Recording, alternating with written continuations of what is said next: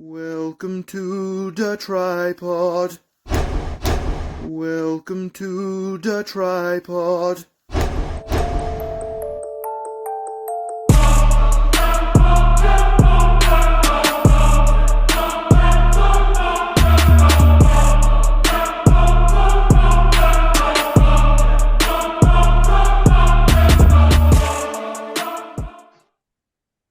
Hello, pretzels, and welcome back to the tripod. That's right, we are back. We are here to entertain, we're here to offend, and we're here to inform the pretzels on this week in wrestling. And we're going to kick things off with the A show NXT. We kick things off with a draft recap, and then we get a North American Championship match because that's all Wesley knows how to do is defend that title, which is a good thing. Wesley with Tyler Great versus Drew Gulak with Dempsey. Gulak with some very cool counters. West bringing the heat. Booker T name drops Jeff Jarrett. Booker T says Wesley swims, but don't get wet. Don't get wet. Dempsey yanks West out of the ring. Tyler takes care of him. We get a cardiac kick for the pin and retain. Bates staring at that North American Championship like it's two handfuls of cake, Cesar. What did you think of the opening match of NXT? Yeah, it was always a good match when Wes out there. You know, Book was live tonight. He was cooning, as he does and like to. Yeah, talking about Wes so smooth he be swimming without getting wet. So Book out here already dropping heat, already cooning. First match of the night. Talking about when he used to have to defend his title, and Jeff Jarrett them down Impact having to keep the title and defend that shit. I don't know why his drunk ass thought of that shit. He must have been ordering Applebee's like that fan caught him doing. So he was just sprouting off bullshit. But yeah, he yelling about checks and championships. Yeah, motherfucker was yelling that shit all night. But as always, Tyler Driver is in his new role, backing up everybody in the company. So he figures out whose ass he wants to whip next. Now, yeah, they need to put these two crackers together for the pay-per-view coming up on 28th. That's what you need to do. You want to put on some heat, you get Tyler Driver versus Wesley for that North American Championship. That's what you need to do. Put that shit on the line. That good match will be banging. Gonna be hot fire. West, fuck around, West have possibly two match of the year candidates. And it's only goddamn April. That's all I'm trying to say. Tyler Driver bring that heat. But yeah, great way to start the night. Old cross-eye fuck. Stixie drip. Wesley retains yet again against Mr. Gulak. What did you think? Yeah, this was a really good opener. It was good to get TV time for Gulak. I mean, I think a lot of people forget how good of a wrestler he is, and when we do get the opportunity to watch him on TV, he doesn't disappoint. And this was another one of those. It was a clash of styles. You had the high-flying abilities of Wesley with the max skills of Drew Gulak. We had Tyler Great out there to help out. Charlie Dempsey did pull some fuck shit. Tyler ultimately got the upper hand, allowed Wesley to be able to hit the cardiac kick, pick up the dub. I'm going to be very excited when we get this match between Wes and Tyler Great. We're like maybe 2-3 weeks out since Battleground. I mean, we got a lot of time. I mean, I guess maybe you could do the whole maybe they could tease like a fatal four-way. You'd have Tyler and Wes team up against Charlie and Drew, and maybe if Charlie and Drew do like what AEW basically did, you could do that for a North American Championship match, or you just have Tyler try to help Wes get the Battleground for his opportunity. But all in all, it was a really good opener. And if it involves us getting Tyler and Wes at the end at Battleground, it's going to be a good match. I mean, Wes since basically winning the North American Championship has put on banger of matches on premium live events and on TV. So it's been a good match, and this was a good match to start the show off. If you weren't a believer before, Wes will make you a believer. Up next, Mello and Grayson video package from last week. Island Alba farewell video package. They're taking the NXT women's tag titles with them to SmackDown. Trick Willie out to the ring, says Jan put Mello in the hospital. Says he and Mello have been friends since high school. Trick and Mello like Shaq and Kobe. Mello don't miss, but if he do, I'm coming with the rebound. Jan interrupts, acting ignorant. The crowd hating. Braun Breaker sucks. Braun Breaker sucks. In the key of Cena. Trick wants a piece of Jan. Trick gonna smack the 10 off him and make him black and blue. Jan says next week. And then a quick little Kenzie with JD. He hyped. Noam Dar interrupts, asks to injure Dragon Lee for him. JD says, stay away from me, Sticks. Island Alba's farewell video package. Trick Willie and Jan in the ring. And then hyped JD with Noam Dar.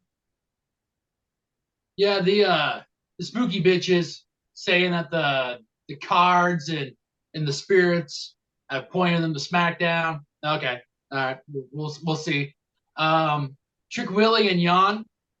Trick is excellent on the mic, and this is a big opportunity for him. I mean, Jan is obviously one of the bigger, if up there as like the A competition in NXT. And if Trick can hang with Jan, this will be huge for Trick.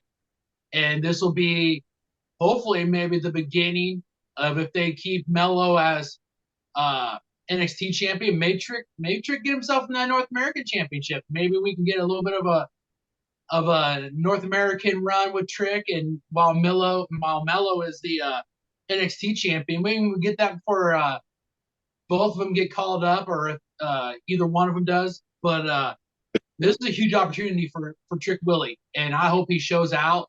The guy is gold on the mic, and if he can put in some really good ring work against a top tier in NXT, any backstage guys' eyes, this will be huge for him. And JD, yeah, JD's got the match against Dragon Lee, the Supernova 11. Knows Dragon's coming for that Heritage Cup, wants to see if he can cut a deal, and JD doesn't want any of that and tells him, if you mess around, I might take that with me to Mondays. So nice little precursor to the match we're going to get later in the night. Pop his eyeball out and put it in that fucking cup. Cesar. We have Alba and Isla's farewell package. Trick Willie and Jan. Verbal altercation in the ring, and then hyped up JD and Noam Dar. Yeah, man, these pale ass bitches, man. Nobody care about how these bitches this pale in Florida. In Florida, nigga, you can walk 4 blocks and get a tan for y'all white folks when you're with SPF 50 on. It's Florida. It's hot as shit. Sun's out all the time. Unless there's a goddamn hurricane. You know what I'm saying? I don't even understand it. I don't even understand that shit. Them bitches just inside doing meth, cooking and shit, like Breaking Bad or something. That's what they talking about, the spirits and, in the wind, and, I don't know, your mama's anus blowing them to smack it down with them tag titles. They on that meth.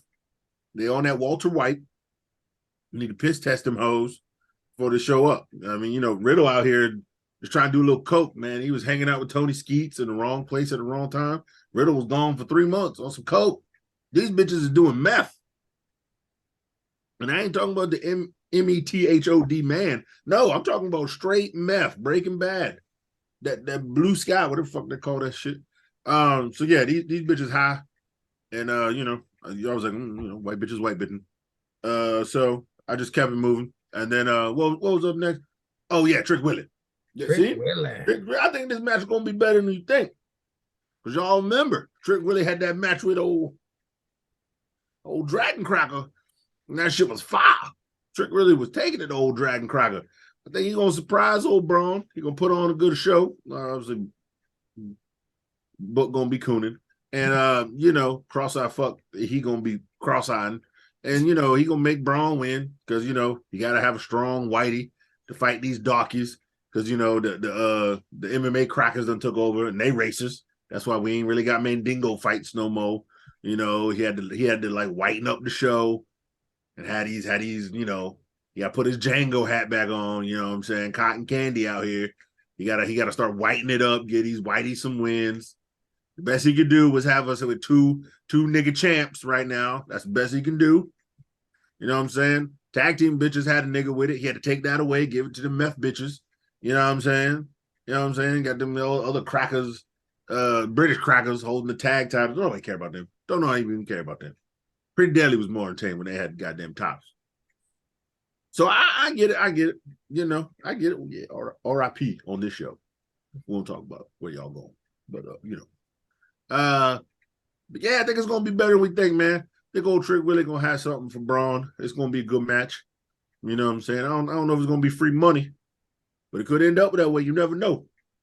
You never know, man. All you got to do is have one good shot to get that free money. Then next you know, you start wrestling every week.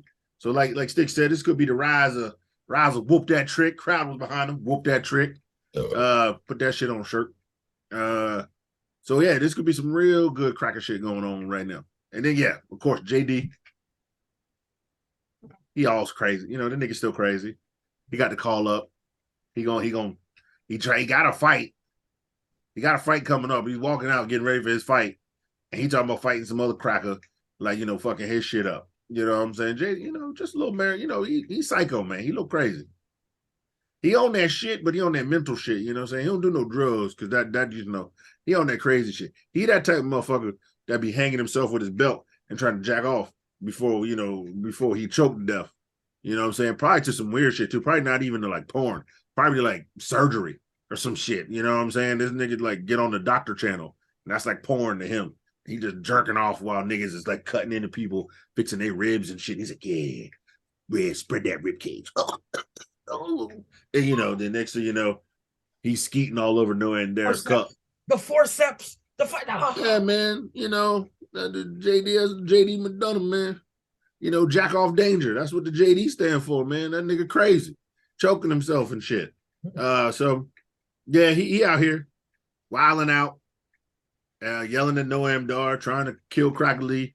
And, you know, Mackenzie like, damn, this nigga crazy, boy. You can't get him no pussy. He probably, you know, try to look all up in my shit and like spread it all open and, you know, trying to hurt me, put my legs behind my neck. I don't been that way. I don't do yoga. So, you know, JD just JDing, man. You know, it's been an old crazy cracker from across pond. You know how it is. Up next, we get Gigi versus JC yet again, but this time her brother is in the crowd looking like an overweight Nicholas. Props to JC for the massive full spread pin attempt to Gigi. Cameraman on point. Decent match. They end up fighting in front of Gigi's brother. Gigi kicks JC in the head till she bleeds. JC gets the win and then continues to attack Gigi. Shouts at her brother, donning a crimson mask. Rare to see on NXT. Axiom versus Scripps up next. We are about to find out who the fraud is. Nobody asked. Scripps attacking immediately. Vic says, you better watch out, Book. You've become the Spanish announce table as of late. Scripps with a spinning heel kick off announce table to Axiom. I'm guessing the cross-eyed kid just told them to go out there and fight for their jobs. Cuts are coming soon, folks. These two putting on a good short match. Scripps attempts a 450 and eats a super kick for it. Golden ratio, Axiom for the win. Axiom attempts sportsmanship, but Scripps attacks again. Axiom rips off his mask to expose Reggie. You know who that is, right? You know who that is. All right, Buck, we get it. Cesar, Gigi versus JC, and Axiom versus Scripps. Yeah, Gigi versus AC, you know, decent match. Won't the best that NXT can do, but these two have been fighting each other for a while, and their matches keep getting better. So obviously they're both improving, getting better in the ring. Yeah, kick a bitch in the head, she start bleeding. I was like, God damn, I didn't know Mox was back.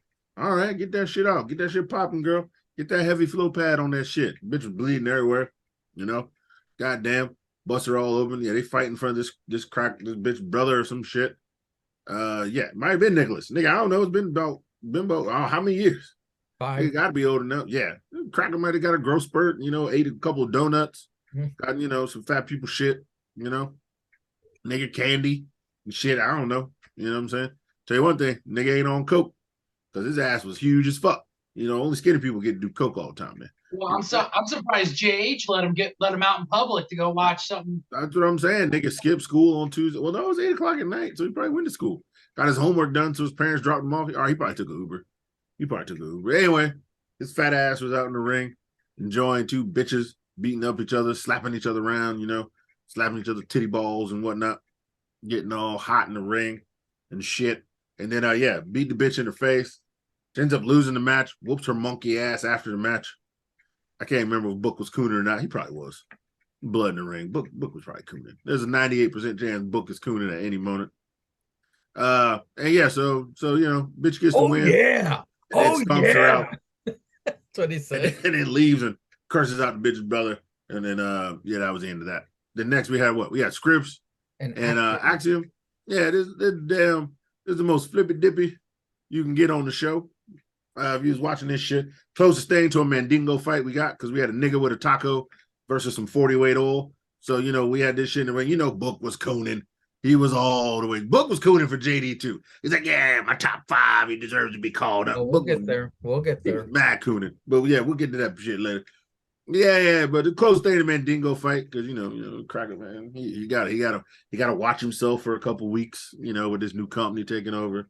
You know what I'm saying? But yeah, we got old Axiom and Scripps fighting each other, flipping, dipping. Fighting on the outside of the ring, in the ring, above the ring. Hit that nigga with that golden ratio, whooped his monkey ass, and then kicked his mask off. What do you mean, do we not know who he is? Nigga is dark. You know who a dark nigga is. You understand if he was like brown, you can maybe get him confused. But this nigga was dark. This dark ass nigga still got the same hair that he's had since he's been in this fucking company. We know fuck that is, Book. I don't know why you trying to be on this bullshit. But yeah, Scripps is dumbass. Got his ass whooped. Got hit with that golden ratio. And that boy Axiom collecting them dubs, getting back on top, maybe in the title contention here in the future, doing what he does best. Wrestling great in that rank. Sticks, we got Gigi Gump versus JC and Axiom versus Reggie. What'd you think? We had JJ and JC with JJ's Down syndrome brother on the front row there. This was an okay match. Like Cesar says, they have gotten better the more and more matches we've had with them. So I guess we're just kind of waiting to see when we're going to get the ride off of the toxic rivalry that they've had. Oh, not bad. I mean, JJ's brother basically standing there not knowing what to do while she's getting beaten up right in front of him. The guy could have said, hey, don't hit my sister, please. He could have did that, but he wasn't even looking at her. If you watch that at some point, he's just staring off into space. It's like, what are you doing, dude? You were brought for a reason. You get the free ticket, probably got a free T-shirt, probably got that free GG T-shirt. You got it for a reason. Act like you're concerned for her while she's getting beat up. But it's okay. You don't need to do that. It's all right. And Axiom and Scripps, I thought this was a pretty good match for it. For a little bit of a build-up and then for a short match they threw in there. Like Cesar said, there's two gentlemen that are 40 weight in all of WWE. Apollo and Reggie. Now almost is 40 weight as well. That nigga dog. Yeah. And Apollo ain't got dreads. And this dude's too short to be Omos and also too short to be Apollo. So guess what? This man is bottle servicing NXT because that's what he was doing for Mella before she went off and came back as the Queen of Staten Island. But the guy, there was potential there with him. We could see that before he disappeared, then came back in a mask and Black Bob Ross in it on NXT. So this was a good match, pretty good for where they spot it, and got a mask. So now we're either going to get one of two things: he's going to get another name change, or he's just going to continue as the unmasked Script. Who knows? But like Cesar said, Book would be like, you know who that is. Book, yeah. If you're a fan of the product, man, we kind of know who that is. We kind of already knew who that was as soon as he leaped out of the air with his trampoline that he needed, like he did before on the main roster. But all in all, it was a good match, and Axiom came out with that dub. Keep building him up.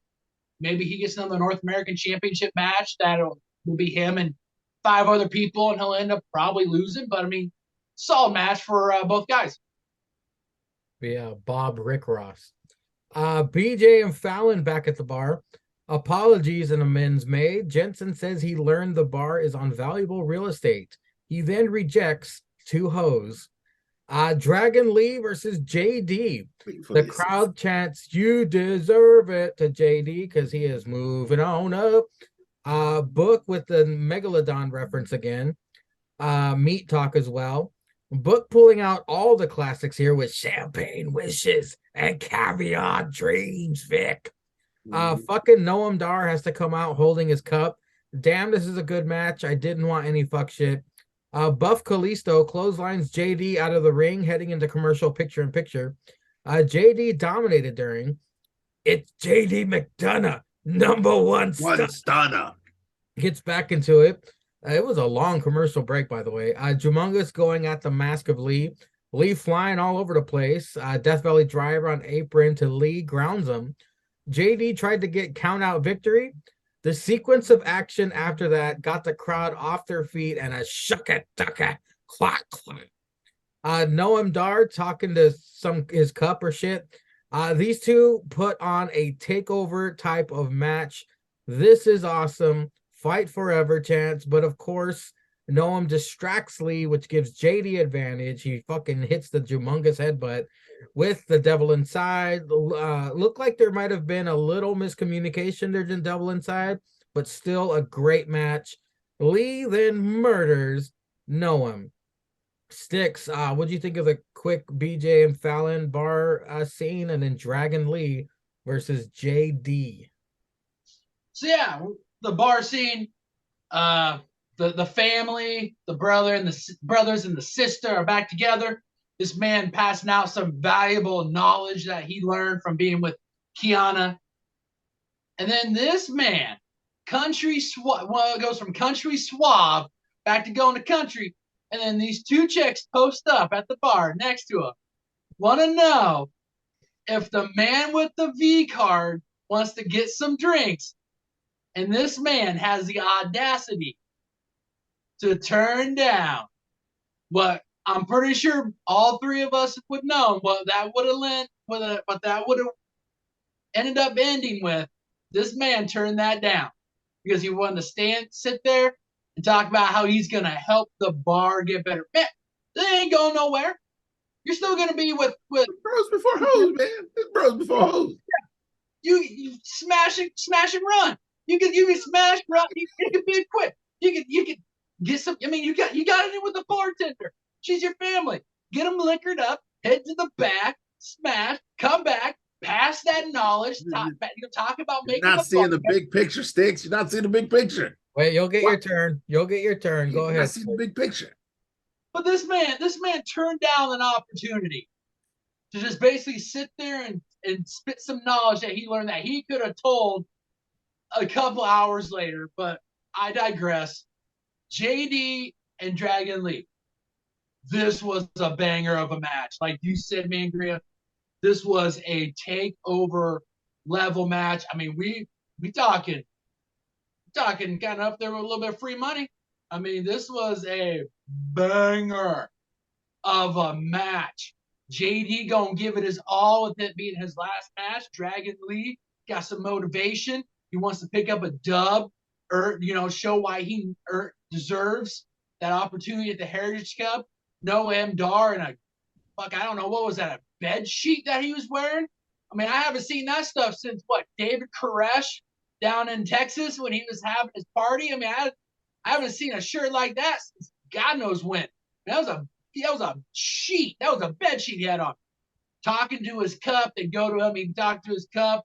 The fans are cheering. He's just like, yeah, it's okay. But it was a good match. It's a good match. Put a little pressure on you because JD set the bar for you. Now when you face Dragon Lee, you better not fuck it up. You're gonna have to follow that up. But yeah, I had a little bit of fuck shit. Allows JD to pick up that dub. Like you said, there was a little bit of miscommunication on the Devil Inside. There was a little bit of miscommunication on that Spanish fly that came out of off the top rope. Yeah. But all in all, on free TV, this was a hell of a match. Both these guys gave their all. JD goes out with a dub and a spectacular match, going up to Raw. Dragon Lee had a banger of a match, had some fuck shit that caused him to get that L. We're gonna get him and Supernova 11 sometime down the road. This was a hell of a match to have at NXT. NXT this week, match wise, really good. It was really good matches. These guys are putting on some really good, just plain TV matches. And that's the NXT that we have loved. We loved it back in the black and gold. And that cross-eyed fuck, man, I don't know if he's pulling the right strings or if these guys and gals are just like, hey, we're going to go out here and do this. Regardless, we had some really good matches.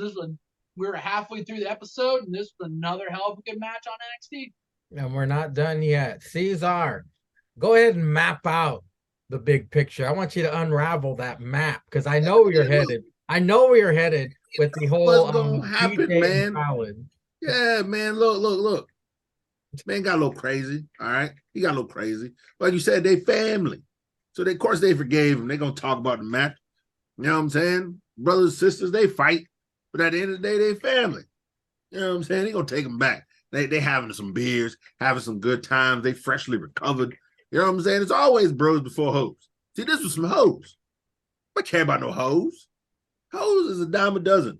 Next week it'll be 2 other bitches, 3 other bitches, 8 other bitches. But I'm telling you now, Sticks, you know in your heart of hearts, why would you eat McDonald's, aka them hoes, when you got a grade A filet mignon steak called the assistant? Because see, that's what that nigga gonna do. See, that's what he gonna do. He holding out for that steak. Let me just say that prime rib. You haven't seen her on TV for like what, 3 or 4 months? Yeah, she's in Brazil training, man. She doing something. She's afraid of the parking lot. She's afraid of the parking lot. She couldn't have stepped in during one of the office scenes and been like, you see that parking lot? And just remind you of what the parking lot just took Sol Ruka. What our country boy's gonna sink his teeth into? That parking lot is taking more bodies than vacant this year. Okay? Everybody victim of that parking lot. Took Wendy Chu, Nikita, and Soul in the span of like 6 weeks. The parking lot, I wouldn't want to go. I ain't going to that parking lot unless I got 3 pistols. I ain't want to and the sit LAPD. I ain't gonna want to sit next to Book either, because that's about just as bad. No, sitting next to Book is fine. Sitting in Book's chair gets you fucked up.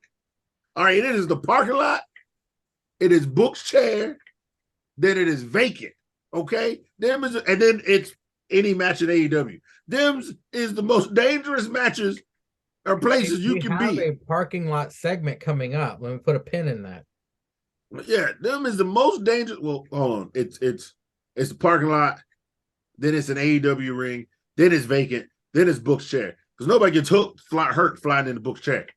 But there is that, and then God damn it, why you gonna mess with some hoes? Hoes probably got something. That one bitch looked like she had to clap at least 3 times in her life. You know what I'm saying? She looked like she'd been ran through by half the basketball team because she was a young country white girl that went to the big city of Florida and then, saw some real niggas and some swinging meat. You know what I'm saying? They ran the train on her, like Thomas the Tank Engine up in this bitch. You know what I'm saying? Niggas was in there, niggas doing the Eiffel Tower. You know what I'm saying? Probably getting airtighted. Probably, the Mississippi mudslide. You know what I'm saying? I don't know what the fuck them niggas was doing. Them niggas was doing some real ignorant shit. They was like, hey girl, you ever had your cheeks clapped by 15 feet of dick? She's taking more back shots than she is getting, skied inside. Yeah, man. Them niggas went golfing on her, man. They just kept, hitting their clubs and all of her holes 18 times over, nigga. You know what I'm saying? Oh, hit a titty. That's a sandwich. Foul. You know what I'm saying? The sand trap. They was all up in it, man. All up in it, dunking in her hoop, man. Like the NBA. Niggas just putting it in a hole over and over and over and over. Yeah, a lot of guys now are they're laying up instead of slam dunking. Yeah, man. Them niggas went snowing, man. They was like, if it ain't snowing, I ain't going. Ain't that right, Snow Bunny? You know what I'm saying? That girl, man, that girl pussy look like the Middle East, nigga. It's bombed out, depleted. This shit is wide open. Ain't even a hot dog down the hallway, man. That shit is just, you fucking got to hit the sides of that shit for that bitch to feel it. You know what I'm saying? You go eat that box and your tongue sounds echoing that shit. Yeah, like You know Outcast what I'm said, saying? that's bomb. Like Outcast said, that's bombs over Baghdad. That's baby. over right there. That bitch eat Taco Bell and it just fall out of her ass. She had so much dick up in that thing, man. She don't even have to fart. And she just sit on the toilet and it's just whoosh. Whole rectum just empties. You know what I'm saying? She ain't got to push. Sit down. A baby would walk Sit out of her down. pussy, that shit wide open. Okay? Okay? Baby just gonna walk out. Hey, Doc, cut this cord, nigga. I got shit to do. Okay? Bitch is bombed out. All right, we know that. So yeah, that's why he ain't messing with no hoes. Okay? That's why. After all that, that's why he ain't messing with no hoes. Okay?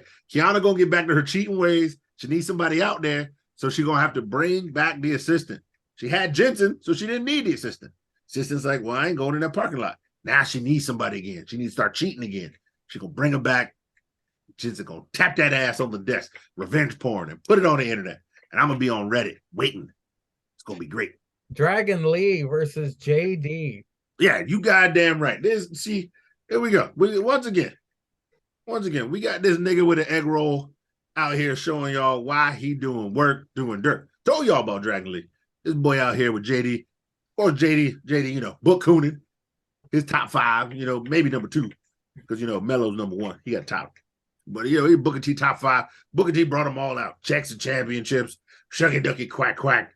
I don't know. I skeeted in your mama's anus. I don't know what the fuck else he said. He ain't had no voice ever. Wishes and Caviar dreams. Yeah, Book was stealing lines from everywhere. You know what I'm saying? He was getting it like only Book know how to do. Coonan. This was A+ Coonan right here. Coonan was great. Sick Vic talking about flying in the chair and shit again. And then, yeah, Book ain't had no voice. He all sitting there hoarse as shit, yelling, going crazy. This match was hype. Hitting super kicks to poison ranas, to mean-ass clotheslines, headbutts. They had good ramp on the outside of the ring work, hitting with the Death Valley driver. Oh, man. God damn, this match was good. This match was fire. Then, yeah, Noam Dar had to be a little fuck shit. That's fine. That's fine. A little fuck shit can't hurt a real good match like this. It did set up the ending. Yeah, they botched the ending a little bit. You know what I'm saying? But I ain't gonna fault them for that, for such a great match that they had. Shit was real good. Yeah, this is definitely the free money match. I mean, these boys was going all out. They was putting on a show. They was doing what's right for the business. That man's last match on NXT, he put on a show for them people in the ring, some free money, and then got his ass up out of there with the dub. I won't mad at it one goddamn bit. Kane and Katana in the locker room talking trash about Alba and Isla, then reminiscing about their time in NXT. Jism watching Joe Coffey work out on their tablet. Segay. Joe Gacy gonna sacrifice his body. All Teeth is supportive. All Teeth Ava, that is. The history of attacks on NXT women recap in the parking lot. And then we get Joe Coffey with Gallus versus Gacy with Jism. The Creeds are beaten off backstage along with Ivy. Crowd is actually cheering Gacy. I kind of like this match. This is a fresh match. These two are putting on a good match. Joe's about to win when Doodad Shenanigans puts foot on rope. This leads to faction warfare outside. All Teeth fakes an injury, accusing Joe of an attack. Gacy springboard lariat for the win, and Ivy Nile is pissed at All Teeth. Big Hank and friend cheering on Danny Palmer, who was doing the splits across 2 benches. Kmart Omos walks in. That's all I wrote. Danny Palmer versus Tatum Paxley. Dana is Sol Ruka's friend. This is a good butt meat match. This is the future of NXT's women's division. Danny wins with Frog Splash Caesar. Let's go ahead and move ahead to Coffee versus Gacy. What'd you think? I thought it was all right. I mean, the 2 guys in the ring who never wrestled before, but still, they put on a decent match. Yeah, the story near the end was once the match started going, it got better. And first starting off, I was just like, I guess I just wasn't really into it. I don't know. Maybe it's Joe Coffey style. I don't think I've seen him wrestle that much like solo.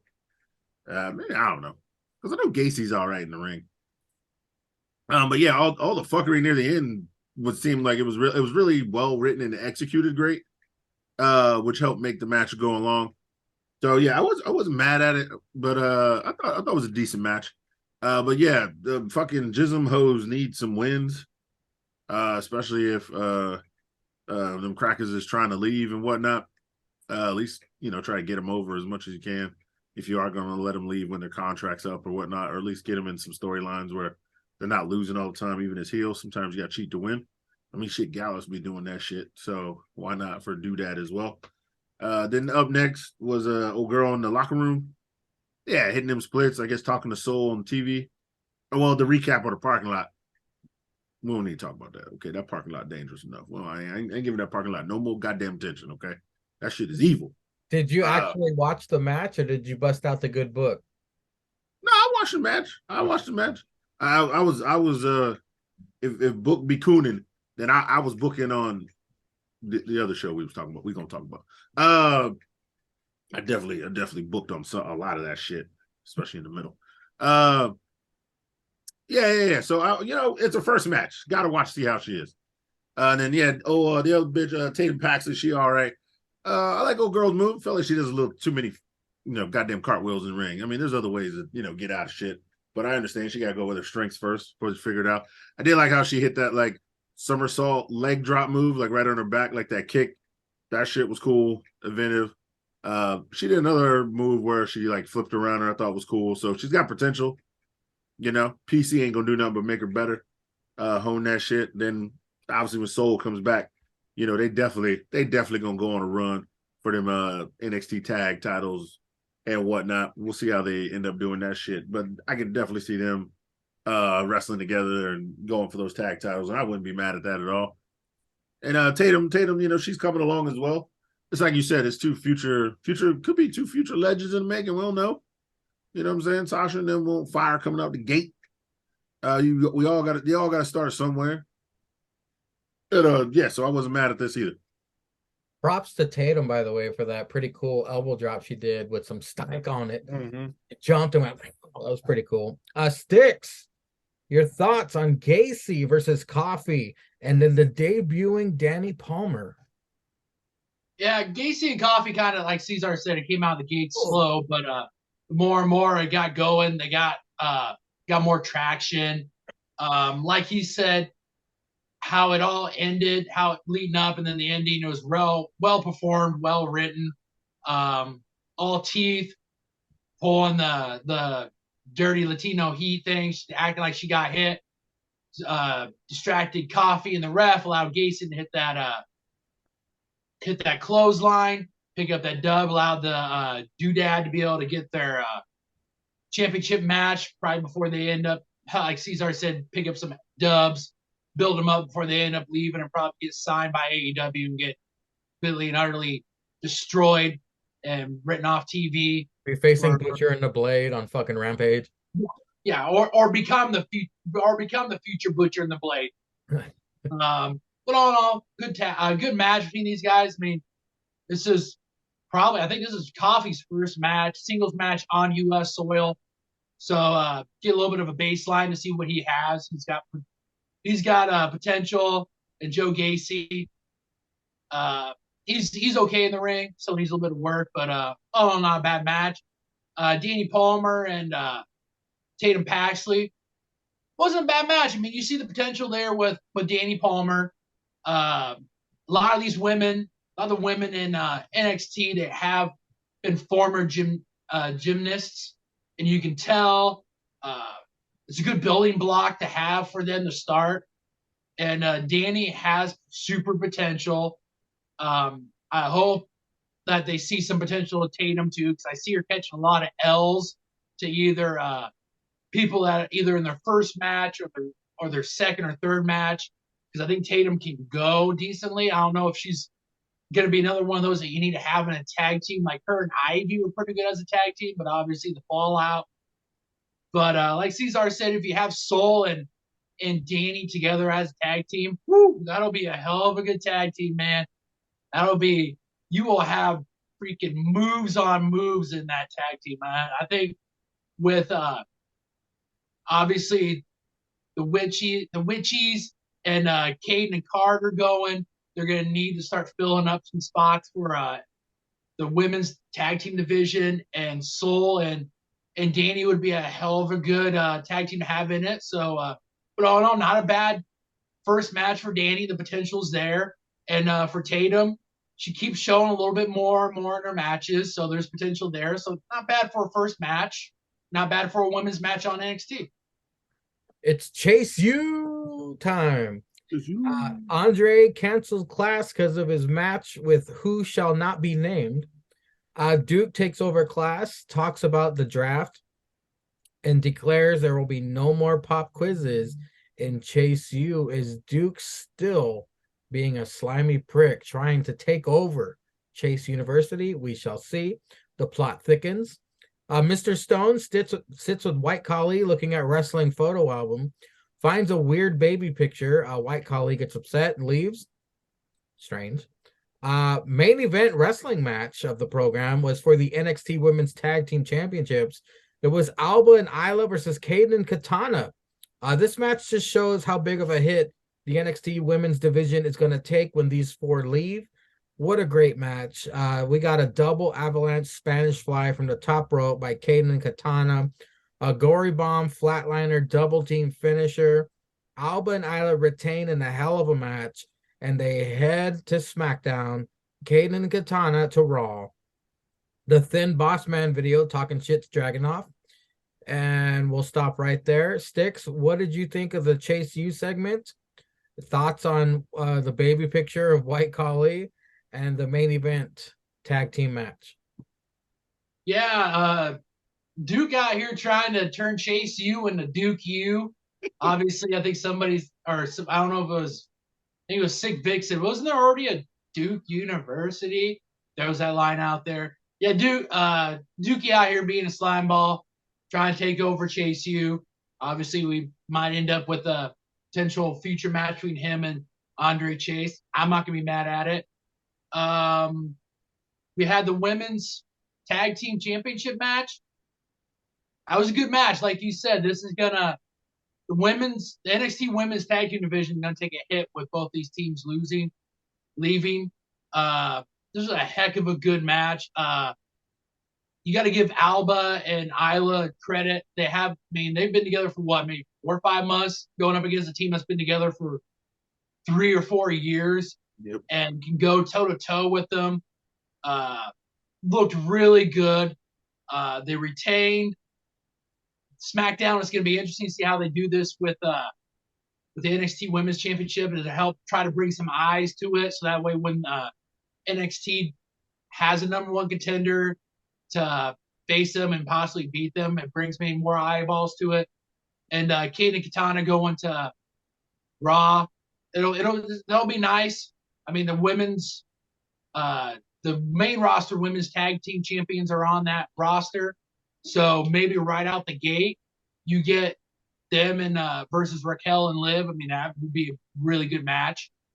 But it was a heck of a main event finishing match to have for NXT, and it just shows how good NXT is at building their women's division, but also the women's tag team division. And something that NXT, not NXT, but AEW doesn't do. They don't put in time. They don't put in the TV time to be able to do that, and their brand suffers. And this shows why NXT and WWE's women's division is the top tier, is top of the line. So not a bad match to end NXT on. Cesar, it's Chase U time with Duke. Duke infiltrating the leader position in Chase University and the tag team NXT Women's Championship match. Yeah, so Duke got to make everything about him, so he's just being dickish again. Yeah, if it does lead to you think you can run the school, Duke versus Chase, Mr. Chase, I think that'll be a good match, especially if we're going to lead up to it for this pay-per-view. I wouldn't be mad at that. Yeah, you may be the MVP, Duke, but it's only because you tried to, you look like you were going to turn on us first, blah, blah. Chase U pulls through. I wouldn't be mad at that. I wouldn't be mad at that. But yeah, goddamn. So we all know Alba can go. We all know Chance and Carter are a great team.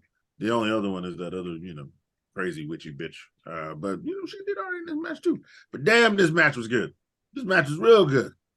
These 4 ladies showed up and showed out. It was great tag team work by everybody up in that ring.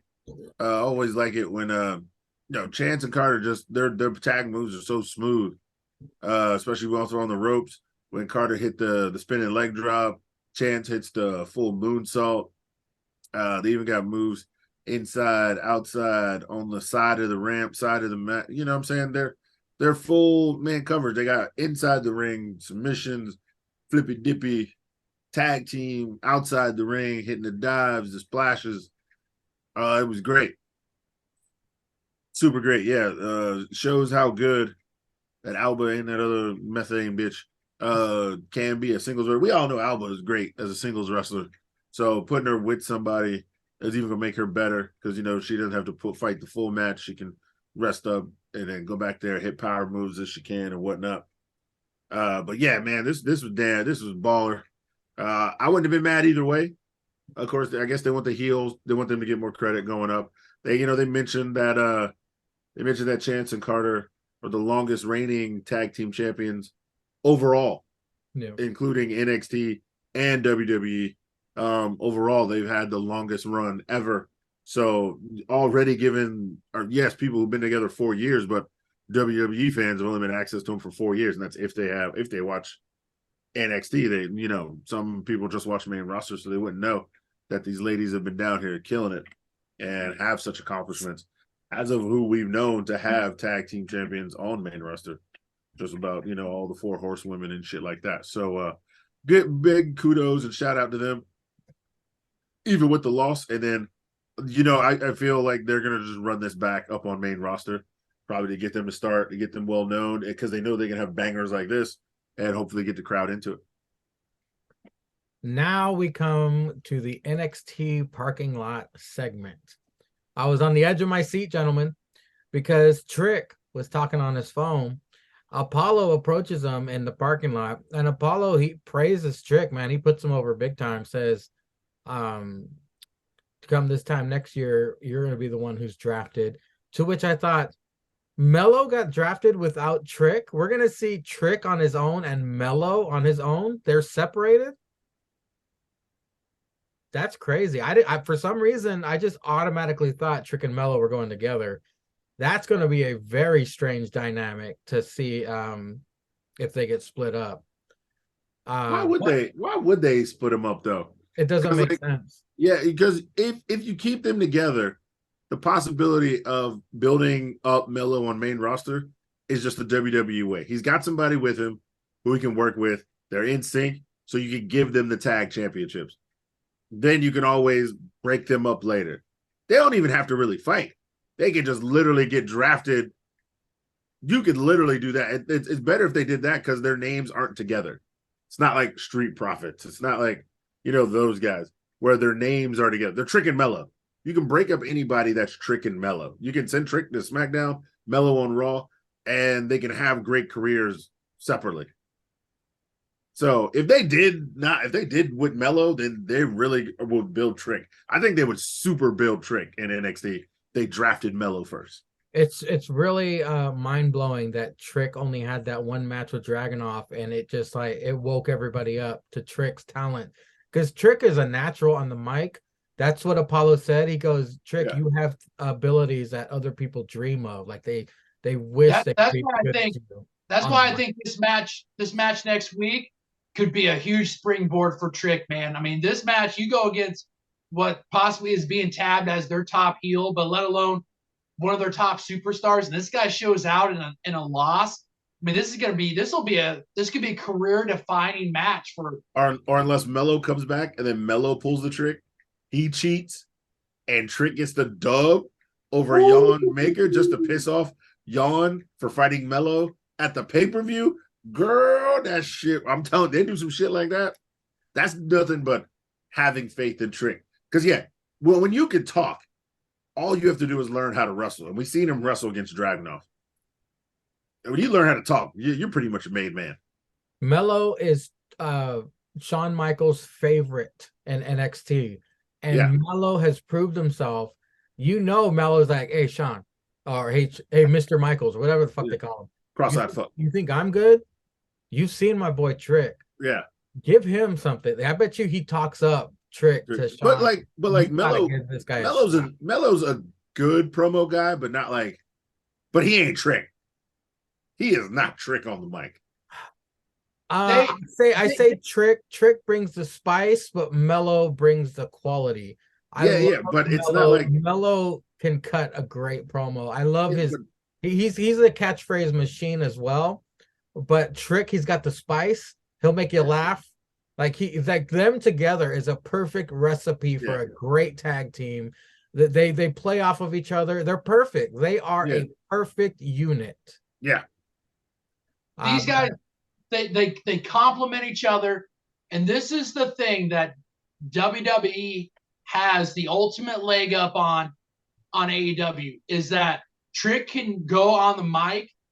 They have a performance center that they can work him, and he can refine his craft every day. So that way, when they do throw him on TV for having a match on legit TV, not on Peacock, not on Level Up, like when they show him on USA, he could go out there and show off, show up, and look good and build his stocks that way. If I hope that doesn't happen, I hope they don't draft Mello before him. I hope they both go together.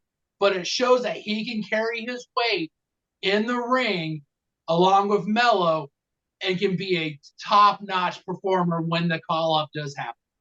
Well, my final thoughts on this is I thought it was really cool for Apollo to give Trick his flowers.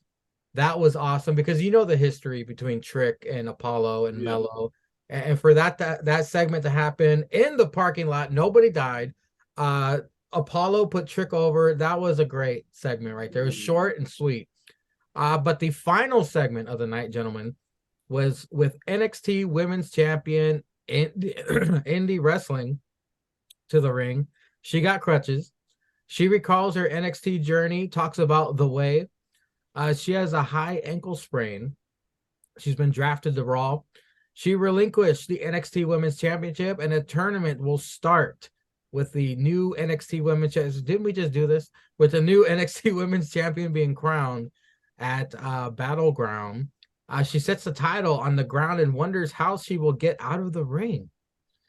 Out slides the Gotta Goats with a boner and a thumbs up. Carries her off. Meanwhile, this nigga too real. Here we go with this shit.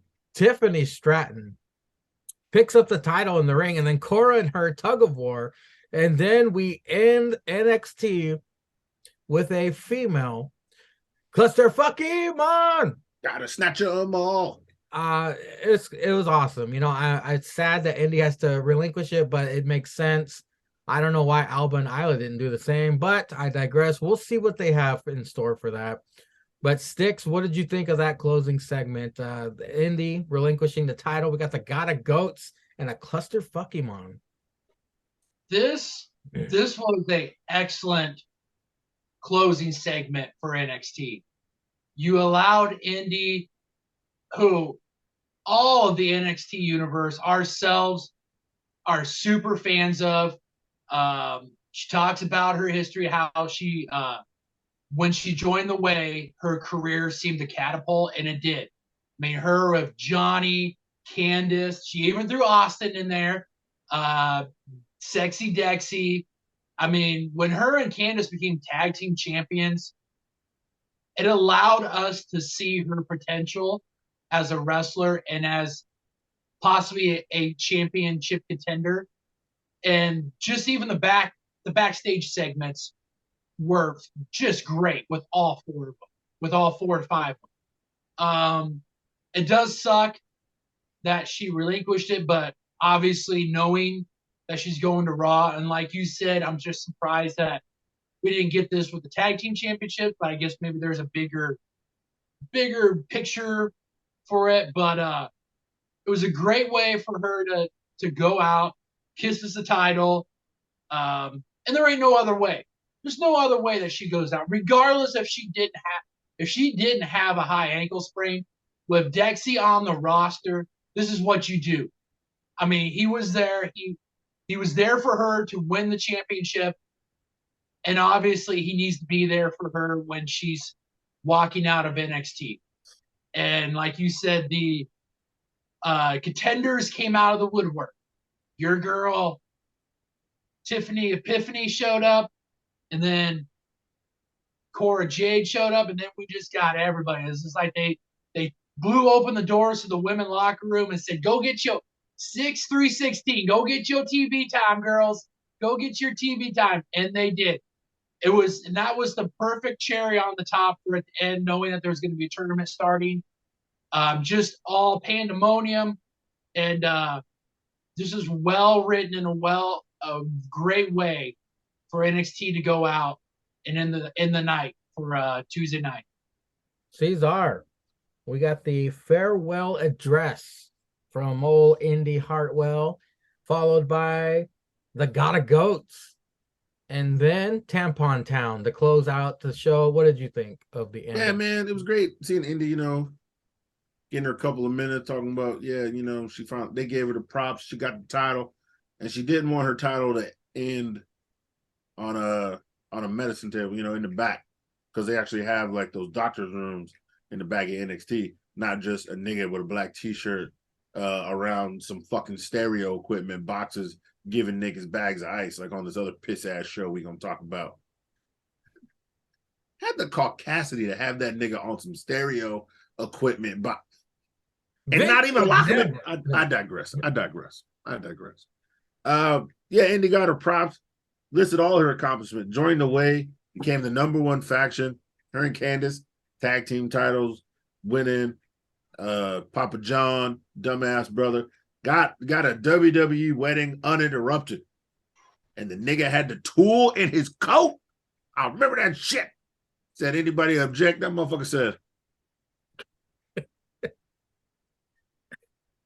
Motherfucker had the tool. I wouldn't inject it. I'd see, and see if I was there, you'd have seen me reach in the coat. Because he ain't gonna have to chop nobody. I'd have been like, you gonna say something? Say something, nigga. Get up. I swear to God, you get up. Yeah, okay, that's what I thought. My burner gun though, no serial numbers on that shit. You know what I'm saying? I can't get caught out here in these streets. And then I could have retired because I shot a nigga. At least I shot a nigga in the ring. I could retire from watching wrestling. But yeah, all of her accomplishments: honeymoon, sexy Dexy, won the main strap, had the high ankle sprain, and dragged her ass back out there to finish the match and get the dub. So yeah, got to retire the title, going up to the Raw to be reunited. Yeah, crowd never forgetting, chanting indie wrestling. That goddamn Christmas episode was so good. Goddamn, so good. Damn Johnny playing the piano, singing to the title. Thought he gave that nigga a PS5. Fucking Austin Theory. Holy shit. Yeah, gave her the last name, Indie Wrestling. Oh my God, I'm about to go watch that shit back. God damn it, Johnny. So nothing but good shit going on all around. And then she got in there with some crutches, and then she wondered how she was gonna get out. And they slithered his country ass up out from under the ring. That goddamn Gotta Goats. And that's why this nigga the guard. He the guard slid his ass out there. Said, I ain't gonna leave you hanging, bitch. He's he been creeping around. Nigga was running for the law, from the law. Dexter. I need to see Dexter 23andMe. Because this nigga might be 18% black. This nigga was running from the law for 4 months while showing up on national live TV every Monday. How did he get away? I seen him get arrested 3 times. This nigga got away with it more times than OJ. You hear me? And this nigga was on the run, still showed up for his woman every time she needed him. She needed to pick me up. Dexter was there. She's going for that title. Dexter was there. She got to get her broke-legged ass out the ring. Dexter was there. God damn. Boy, she must got that fire, that gorilla grip, or that sloppy toppy. Because that man always show up. She be wrestling in that bed, nigga. You know what I'm saying? She the champ of that sack. You know what I'm saying? I don't know what they be doing. Remember the segment where he had all the condoms? Yeah, he had like a 12-pack of Magnums. He had a 12-pack of I just want to mags. make sure you guys are safe, Dex. Yeah, Dex had the 12-pack of mags ready to go. And so that means he's swinging deep. I told you, he 18% black. He's swinging deep. Got him a woman of color with an accent. Yo, Dex out here in them streets. You hear me? That nigga don't use that tongue to the bedroom, nigga, because he don't talk. All he need to say is I do. Get your ass in this bed with the baggy magnum and hitting that shit from the back. That's why he the guard. And then they ride off to the sunset. Beth was probably squirting all over Edge's new 58 65-inch platinum flat screen TV. She was skeeting all over that shit. The kids is the best. She's skeet juice flying everywhere. She probably got a vibrator. Yeah, she probably got a vibrator in her ass, flicking that bean like Mean Joe Green, because Index is out here on the scene, nigga. That shit was live on stage. Speed bagging the beans. Speed bagging that bean. Like Creed 3, nigga. Speed bagging that bean like Rocky. She was getting that shit. You know what I'm saying? That bean is hurt. Bean was tapped out after round 3. Beth still skeeting. Probably got a whole collection tape of Index. But yeah, fucking even Sick Vic said that shit. Probably got a tear in her eye. And then now she can't wait for Monday night. She goes like, "Oh, Edge, I gotta go back with you." He's like, I'm on SmackDown. Fuck you, Edge. I'm going to Raw. The way is there. I gotta see Index live in person on Raw. She's like, where Rhea Ripley going? She going to Raw. Well, I'm fighting that bitch without you. I'm going to Raw. So that shit was dope, man. This was a good ending. It was a good story. It was a great story. We all had high points. And then if you go in that shit like this, and then they get to continue it on Monday nights, especially when she get that sprain taken care of. Now we get Candace and Index, Raw women's titles on Raw with Liv and Raquel. They already know Raquel, you know what I'm saying? You got Liv up there. I mean, this shit if I can steal a line, shit gonna be good. Shit gonna be good. I'm cooning for this shit on Monday. So it's a great end to a great story. And yeah, it's great. I ain't got no problem with that shit. Well, that was NXT, ladies and gentlemen. We'll be right back with some more wrestling talk. And now it's time for the Stixie Drip Pack of the week. We own the night, not trying to get a copyright violation here now. We getting Stix's Drip Pack of the week. Well, Pretzels, I'm going to give you a drip pack of the week, but also Mangria gave me a little bit of extra homework to do, which I will explain afterwards. I'm just going to keep it short and sweet for drip pack this week. We had the 4th match between Jonathan Gresham and Speedball Mike Bailey. The first 3 matches before this, phenomenal. This match, phenomenal as well. Both guys can go. Gresham and Speedball these guys are destined to wrestle against each other probably for as long as they're both in Impact. Sami Callihan answered there was a challenge from Diener, came out, thought he was going to be facing Diener. Well, Diener pulled the swerve on him, said it was going to be Khan, got the match, and then the Army of Violence came out. Damn near like 15, 20 yellow hooded sweatshirt people that I'm pretty sure were just either extras or people that just want a free ham sandwich and some sour cream and potato chips. It was the putties. Yeah, they all came out. They attacked Sammy, laid him out. So we're going to get that continued. And then the debut of Trinity, which is another, I don't know if I want to say big yet, but I mean, that's not a small signing for Impact. She came out, she talked about wanting to sign of Impact because of the Knockouts division, has her eyes on the Knockouts championship. She knows that Deonna has a match against Jordan Grace at Under Siege, which is coming up, I believe, on the 26th of this month, which prompted Deonna to come out. They go back and forth, and Jordan Grace comes out. In my opinion, this is really good for Trinity. If you're going to want to go to a wrestling promotion that has a good women's division that will keep your stock up, and I don't know what her future plans are, if she wants to either work her way back in the WWE or if she just wants to put some matches out on tape. this is a good place to go. I mean, from top to bottom, this women's division in Impact, like I've said, is second to none. It's the only division, the only promotion that is better than them in their women's division is WWE. So we get that, we get the teasers of that, and then Angria gave me another extra homework. He would know if I could watch Rampage, which I do. I'll give you just the cliff notes. Game first match, trios match. We had Lucha Bros and Vikino versus QT Marshall, Aaron Solo, and Powerhouse Hobbs. Wasn't that bad of a match. It really wasn't. I saw some stuff from both teams. I mean, Vikino, this fucking guy, if this guy doesn't end up on some major promotion in the United States, either by the end of this year or by next year, it's going to be a crime. I mean, this guy is putting on matches and being a part of matches. It looks good. I saw some stuff from QT and Aaron Solo that I was surprised they could do. I mean, this was a pretty good opening match for Rampage.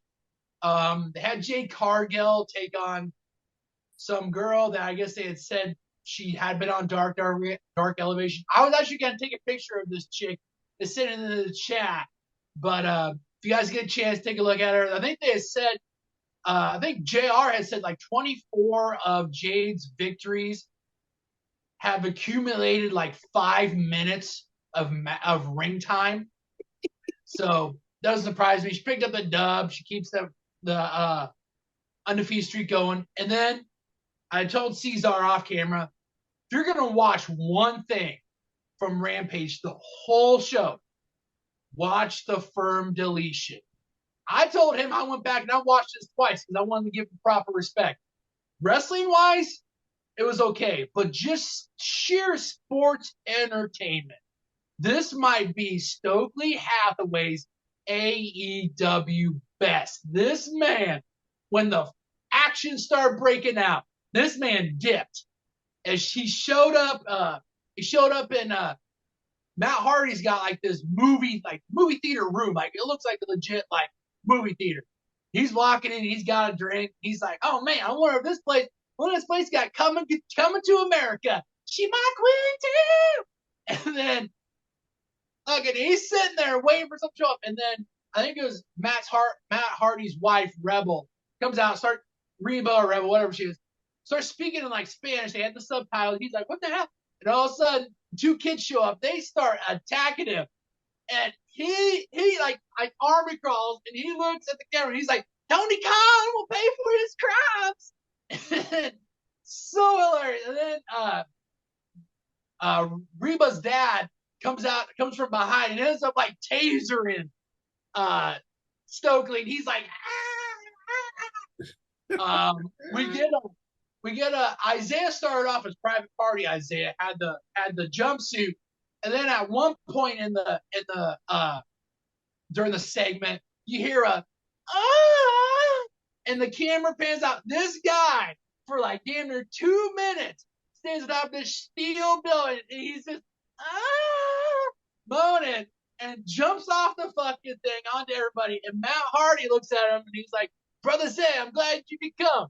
And I think he said something along like, brother Matt, I'm always coming. I mean, this was, if you watch one thing and one thing only on Rampage, go watch the firm deletion. I don't know.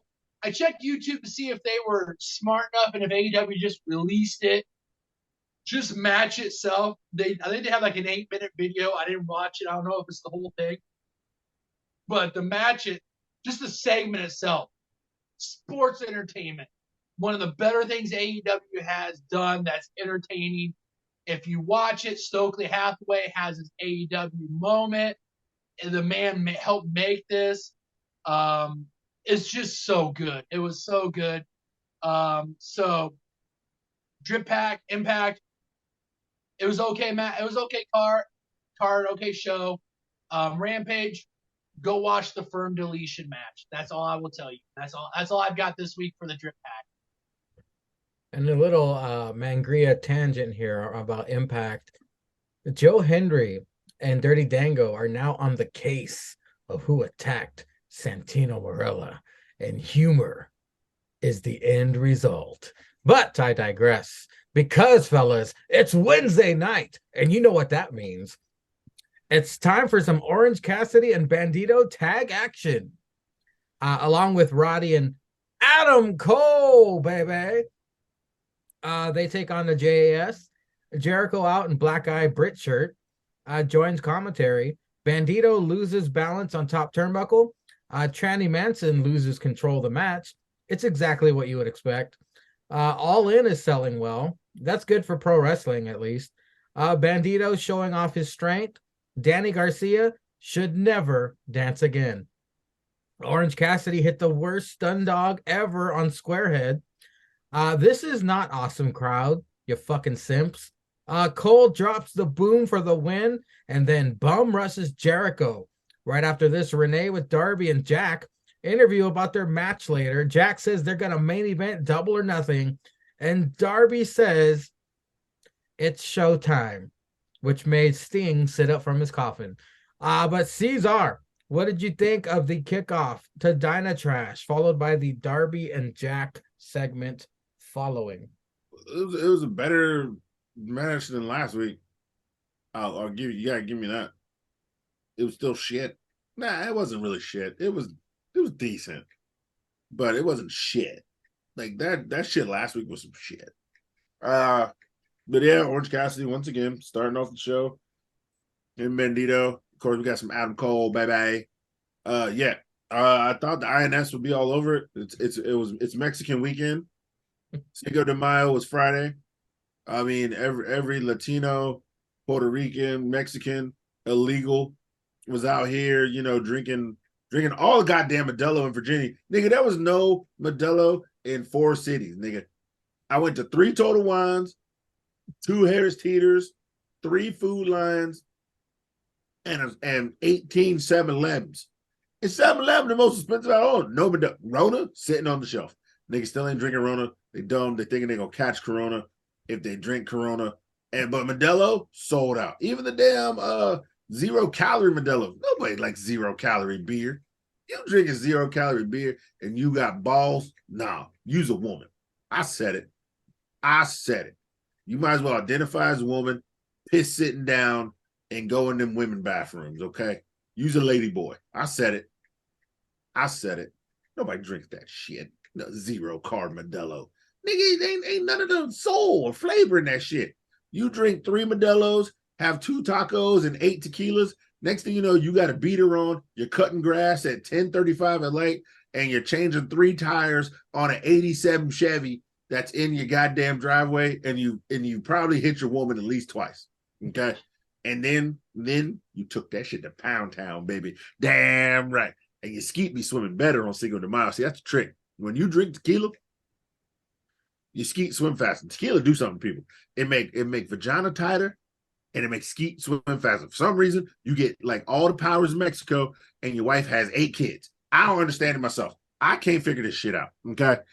There needs to be a national study. These niggas having national studies of why hamsters die when you feed them Viagra, and they getting paid millions of dollars. No, I need you to find out what is in tequila that make all women extra horny with tight vaginas and makes my skeet shoot out 3.5 times faster and 8 more times more powerful. Like you would have to take 8 Plan Bs after a night on tequila Cinco de Mayo with tacos, wearing a wife beater in order to fight the skeet laying into that. She couldn't even been ovulating. She would have just started ovulating that night. She gets 3 shots of tequila. Her body's like, fuck 28 days, nigga. Drop one now. We getting pregnant. I don't understand this shit. What was we talking about? Other than that, Cesar has no thought. No. Danny Garcia. Yeah, this nigga ain't no real Mexican. Real Mexicans know how to dance. I'm calling INS. It was Mexican weekend.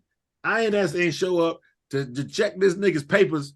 I need his freedom papers to see how he got over here. Because if he just came through like regular Mexico to USA, he ain't no real Mexican. If this nigga didn't like almost die swimming across the water or jump over half of Trump's wall, he ain't no real Latin nigga.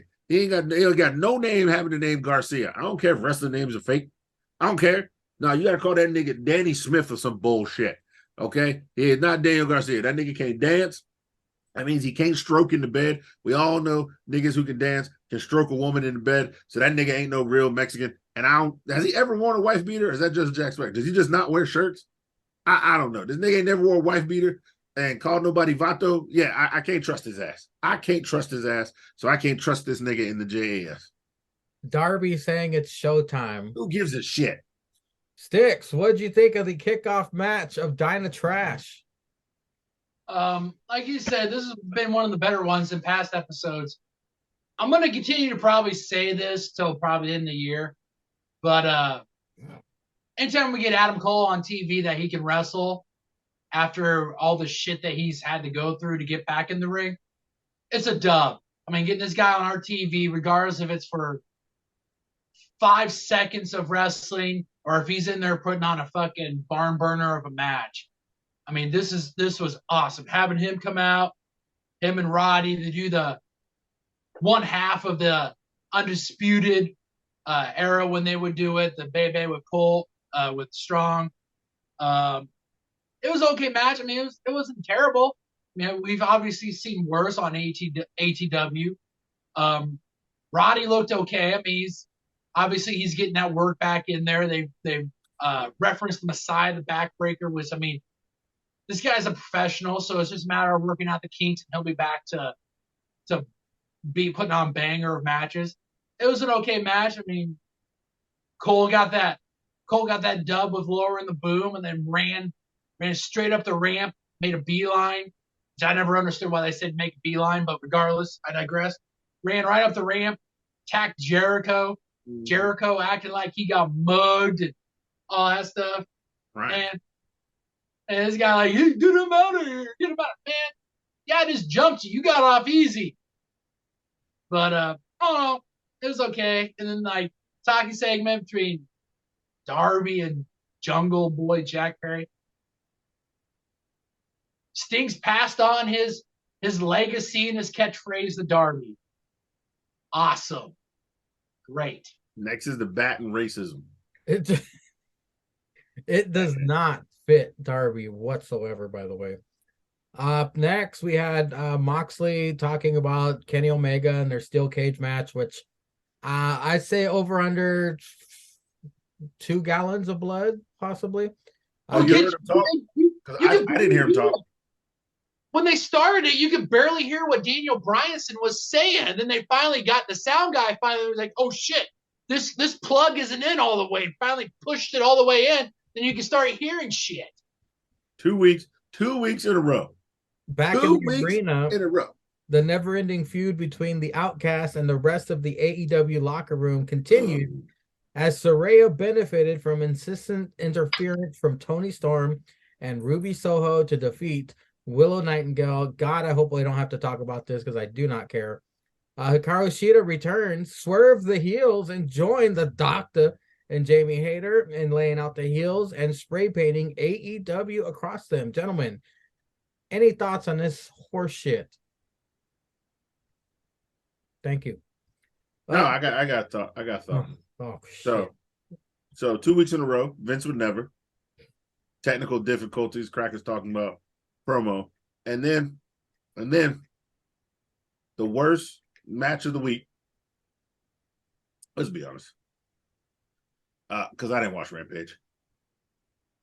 So what happened was I was sitting there on the toilet, right? And on TikTok, like I usually am, watching some thought shake it. I know. Watching some thought shake it. And I'm sitting like, shake it. Right? Next thing I know, I hear some trash ass rock bullshit. So, I give a quick wipe and I look out the bathroom door because my bathroom's straight down to my bedroom. And I was like, ooh, booty storm. Yeah, booty storm. Then I proceeded to take a shit for the next 5 minutes. So I don't know what number to call it, but I wasn't reading a good book. I was taking a good shit. And as you know, I don't like rewinding this trash ass show. So if whoever in the comments, comes up with a number, for taking a good shit while what's this bitch's real name? She wrestling under? Soraya? Yeah, whatever. That bitch that got ODP. You know what I'm saying? Got run the train on back in the day in the locker room. Yeah, this bitch trash. She worse than CM trash. And I'd rather kill myself than watch another match of hers. And I actually like my life. So yeah. Tres de Mayo Trios Battle Royal. The Acclaimed win. Up next, Kenny Omega speaks. Wardlow's in action. You know what? I don't fucking care about this. It sticks. You know what? Take it, brother. Go for it. I'm not talking about this till we get to the main event. Oh, till we get to that funny segment with the country ass shit they did with the Briscoes. I'm done. I'm not gonna talk about the rest of this. We had a House of Black segment, which basically I didn't understand, but they said gives us like what the open house or whatever. Okay, so is this your version of an open challenge? Okay, cool. Just come out and say. I think all of their trios matches, since they have the belts, those are the rules in order to win the belts from them. So no matter who fights, I think there's no more tags anymore, and you can only be outside the ring for 20 seconds. Otherwise, you get disqualified. And there's no rope breaks, so you either have to get pinned or submitted. I don't know how the rules work. You understood more than I did that. Black magic cracker shit, man. I was just trying to watch Julia Hart, see if she was gonna pop a titty. Oh, hey, which by the way, I think I read somewhere she's like in the top 5 sales of like AEW t-shirt sales. So congratulations on that, Julia. But yeah, we had this battle royal, trios battle royal, where they said essentially it's just like your normal battle royal, but also all 3 members had to get thrown over. I mean, if you look at the stacked lineup of trios that they had, if you're gonna be like me, you're gonna be surprised if the Acclaimed and Daddy Ass didn't win. Which, spoiler alert, they did. They won. It was okay. I mean, it's a good time filler. A lot of these trios, I'm gonna give you guys a heads up. I read that they aren't gonna do Dark Elevation anymore. So guess what? We gonna get a lot of shit on TV from here on out. No, they're not gonna do Dark Elevation. That's definitely canceled. Oh, I thought I read somewhere that Dark wasn't gonna be on. Well, hey, shit. No, I think they're still gonna do Dark because that's an hour before the show anyway. Oh, so Dark will still be a thing. Dark Elevation definitely canceled, and then I think they almost lost the rights to their 3rd show already. That doesn't surprise me. But I mean this battle royal that you had. I mean, I guess I understand the principle of why you did it, but this is already too much time. Cesar, do you want to talk anything about it? Because I want to move on. I think the Acclaim will fight for the trios titles now. I don't know. Okay. Up next, Absolute Ricky Starks versus Juice Robinson. I actually watched this match. I liked it. Juice can go. Ricky can go. Of course, Ricky came out on top. That was awesome. Got me some points in the fucking thing I'm doing because I picked Ricky Starks. Ricky Starks is a star. However, Switchblade came in and fucked up our boy Ricky afterwards, prolonging this feud. Cesar, what'd you think of this match, Ricky versus Juice? This was a good match. It was a great match. Yeah. Obviously ruined because these assholes don't have pay-per-views except for one every 3 months. Because this was definitely a build-up shit you could have done to get to this match. And now, like, Juice, what's his crack's name? Juice Blade nigga was yelling. He goes, I'm going to get you next, Ricky. I'm going to get you next. And I swear to God. And y'all know, I love me some Ricky. And I love me some Sean Spears. But if they sacrifice Ricky versus Switchblade on TV for Ricky and Spears versus Switchblade and Juice at pay-per-view, I'm burning that shit down. Burn the stupid shit. Dude, I need Ricky Switchblade. Need Ricky Switchblade. Wait, you're Because trying to wish for logic with the background you have. You know who's running this shit show. I You seen know this who's nigga. running the shit show. He coked up. Yep. Y'all know I like me some Sean Spears. Love me some Sean Spears. Love me some Ricky. I like Switchblade. I even like Juice too. Ain't nothing wrong with old Juice. You know, he helping Booty Storm. Good for you. Winner in my book and life. But if they sacrifice this shit for a tag match, nigga. Well, didn't they already do that? Didn't we already get that here like a week or two ago? I think it was on Rampage, but if they're going to keep the feud going, then that means Juice will be out there. If Ricky and Switchblade fight, and let's just say, I doubt it, but let's just say Switchblade takes a loss to Ricky one-on-one, then Switchblade's going to come out. I mean, Juice is going to come out. He's going to beat up Ricky. Or if Switchblade wins, then Juice is just going to get in the ring. He's going to beat up Ricky, just like what happened this week. And then it's going to lead to Sean Spears coming out. And then they're just really going to hype it back up. Then Sean Spears will fight Juice or something on Rampage the week beforehand. And then they'll just have the tag. Look, we're going to end it. We've all fought each other one-on-one and bullshit. Let's just end it at the pay-per-view. Let's have a no DQ street fight at the pay-per-view for some goddamn reason. Or a tornado tag at the pay-per-view. They'll probably have some shit like that so they all can be in the ring and they all can be fighting. And then that's what's going to happen at the pay-per-view. 6, Ricky Starks versus Juice Robinson. Of course, our boy Ricky wins, but Juice wins in the end because he gets to go home with old Booty Storm. But I digress. Yeah, this was a good match. New Japan Juice is good. Like even as Finn Juice, but also as being rock hard. Rock hard. Juice. He's not bad. I mean, and hopefully we're gonna start getting more and more of that.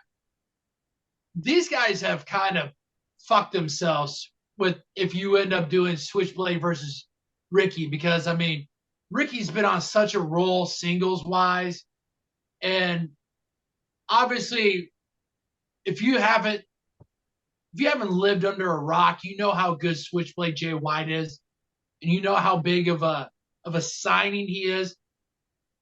If he loses to Ricky, I mean, I know it helps Ricky, but I mean, you're kind of going to leave Jay in limbo. Like Cesar said, you're going to screw yourself if you do this on TV. So, I mean, you got to somehow try to carry this to Double or Nothing. I mean, are we just as this Bullet Club Gold? I got to think there's going to be more people coming. I know El Phantasmo got kicked out of Bullet Club over in New Japan. I know him and Jay were tight when Jay was over in New Japan as the leader.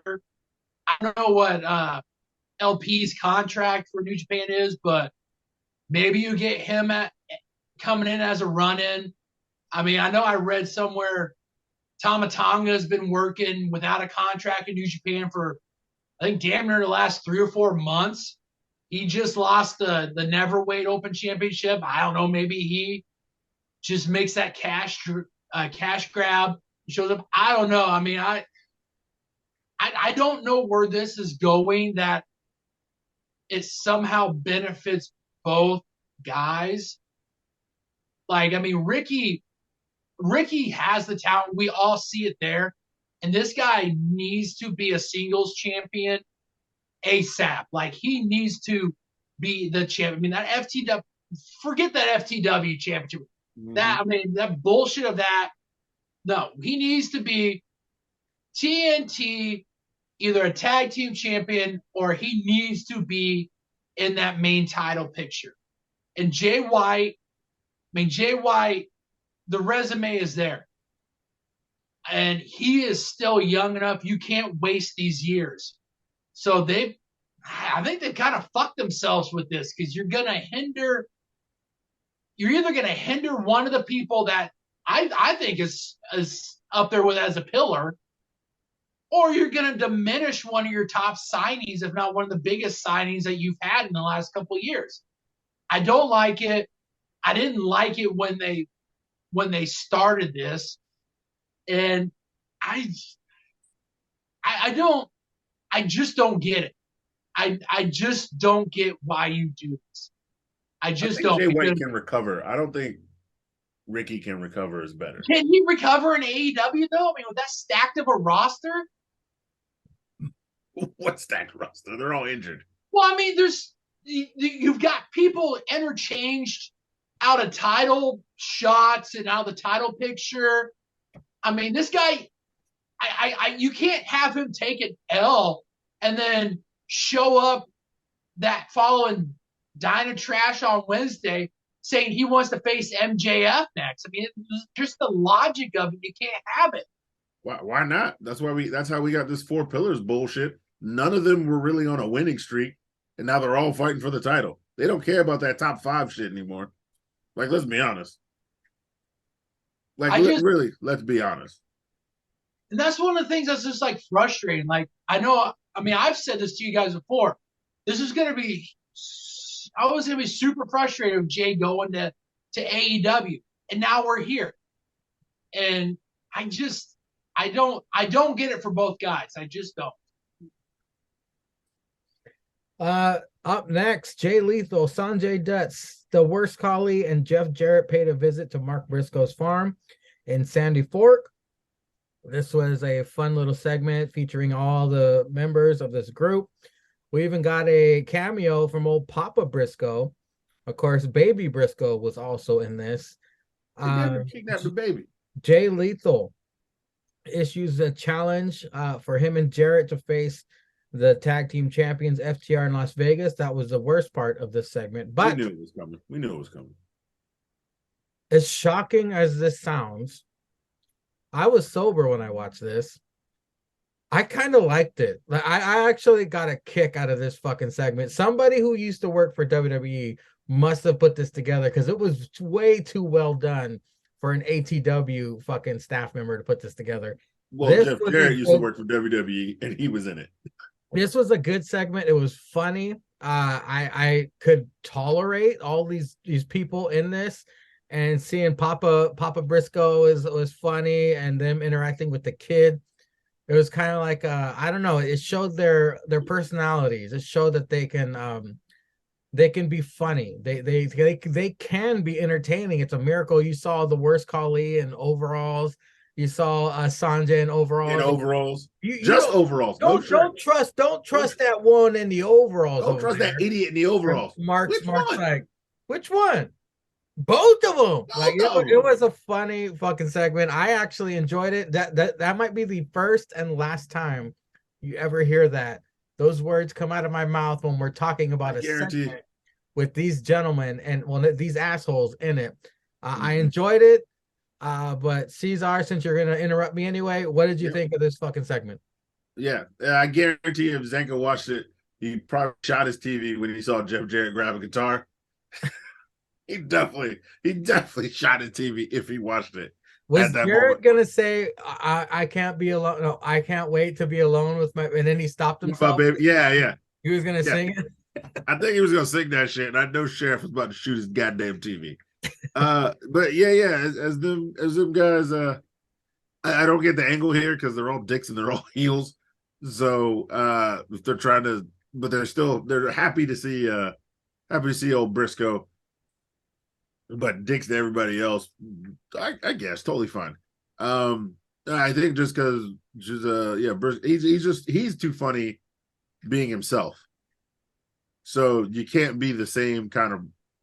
They can't drag down the scene. Of course, yeah, them niggas showing up in overalls and no shirts. No shirts and overalls with a goddamn pencil. What was he gonna do? Count the feed? Count the feed and help him out on the farm? If Jay wouldn't have passed, do you think this segment would have still happened?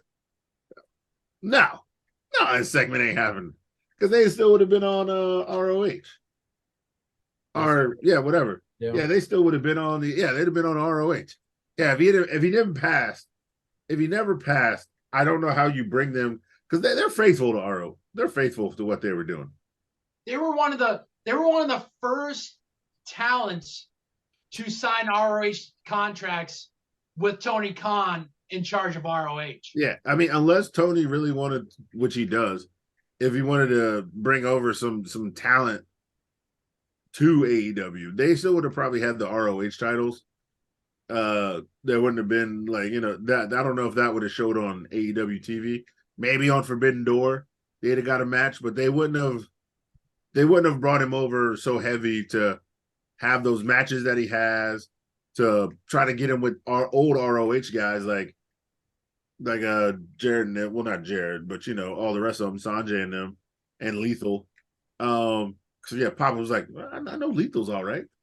But yeah, don't trust them two other idiots. They sitting there kidnapped the baby, sitting there talking with his dad. They're like, oh, we'll give you all y'all space. Like, the nigga kidnapping his baby back. Why are you out in the fields with his damn kid? Just walking around. It was entertaining. What they didn't show was the hard R's in the background picking. Yeah, picking cotton. You know what I'm saying? Just waiting for it to be 3:30. Papa Briscoe had his iced tea. He's on the court. Yeah, they did. Them boys doing a good job, all right. Yeah, hard R's just waiting until till it's 2:30 so they can eat their ham sandwich and sour cream and onion chips. And since it was Wednesday and there was a camera, they get two cups of red Kool-Aid along with that sandwich and that damn sour cream and chips, girl. Yeah, get that red Kool-Aid. Friday is grape Kool-Aid day, but Wednesday is red Kool-Aid day. The rest of the days is water. Because what am I made of money? Made of money out this bitch? Fuck out of here. They some slaves. So yeah, we all know Papa Briscoe racist as fuck. He might be the second most racist man on AEW. Well, because Sting first. But yeah, they cool. Sticks lightning struck on a good segment featuring Jarrett and his crew. I doubt this will ever happen again. Lightning never strikes twice. But what were your thoughts on this segment on the farm? This might be one of the best things that has ever had Jeff Jarrett's name attached to it. This segment was funny. You had Mark Briscoe pass his kid off on to dollar store Kali. Jeff Jarrett obviously riding the fucking zero turn lawnmower. You had fucking Sanjay fucking raking whatever that was, acting like he's gonna throw up. Jeff Jarrett on the porch getting ready to sing a country song, and Father Briscoe shows up, like you guys said. He tells Mark not to trust the one in the overalls. And he's like, which one? He said, both of them.